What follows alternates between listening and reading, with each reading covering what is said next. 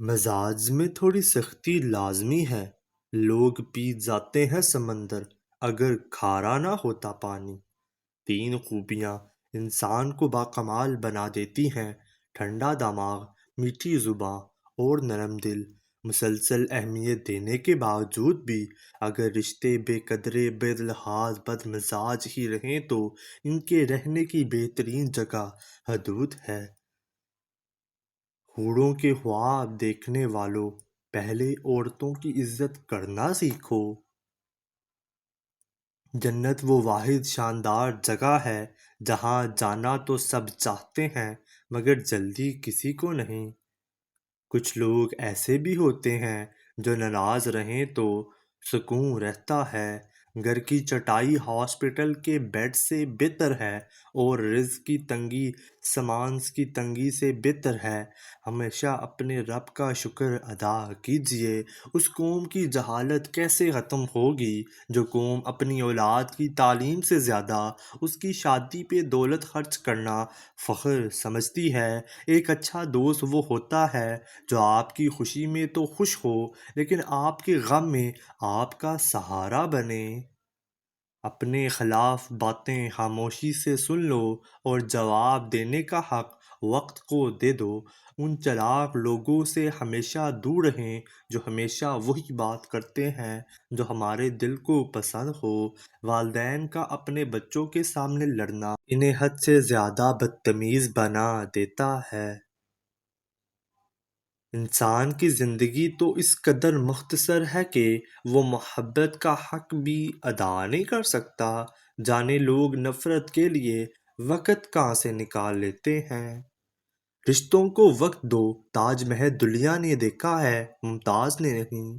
اگر تم چاہتے ہو تمہارا نام باقی رہے، اپنے بچوں کو اچھا اخلاق سکھاؤ۔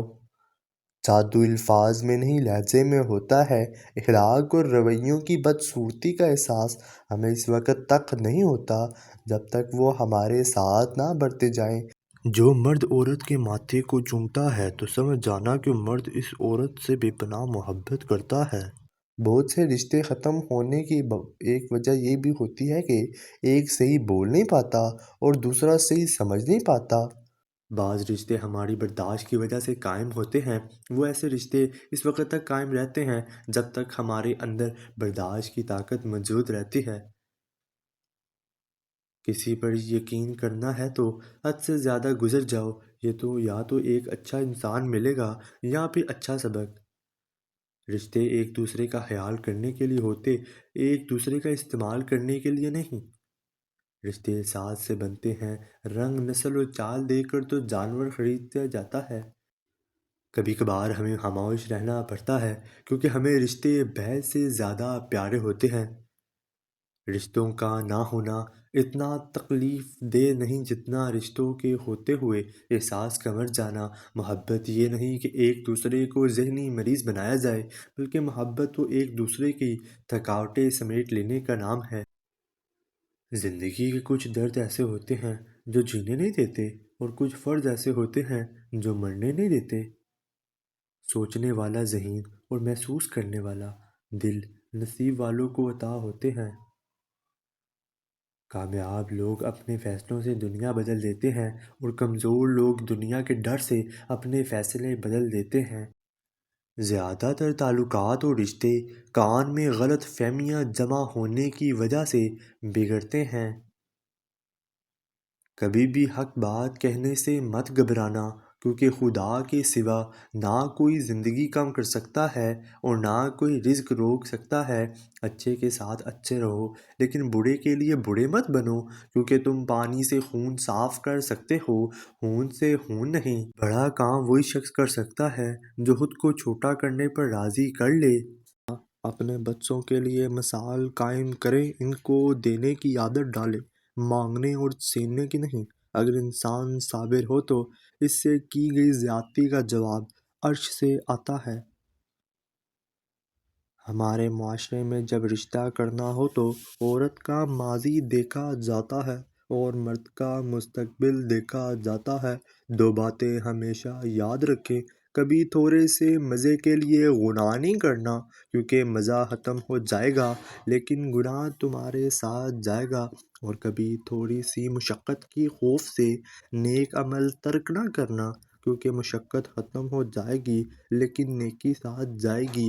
اچھے لوگوں کو ٹھوکر مار دو گے تو وہ گریں گے نہیں، بلکہ وہ پھسل کر تمہاری زندگی اور پہنچ سے بہت دور چلے جائیں گے۔ اللہ جب بہترین سے نوازتا ہے تو پہلے بدترین سے ضرور گزارتا ہے۔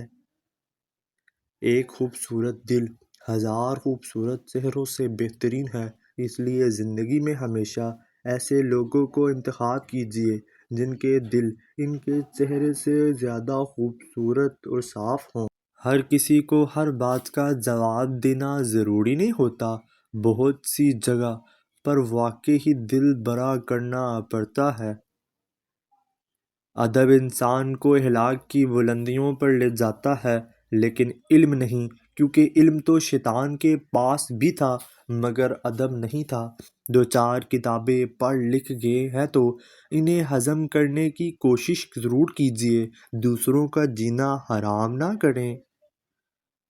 غصے کے وقت تھوڑا سا رک جائیں اور غلطی کے وقت تھوڑا سا جھک جائیں۔ جسم گندا ہو تو لوگ دور ہو جاتے ہیں، دل گندا ہو تو رب دور ہو جاتا ہے۔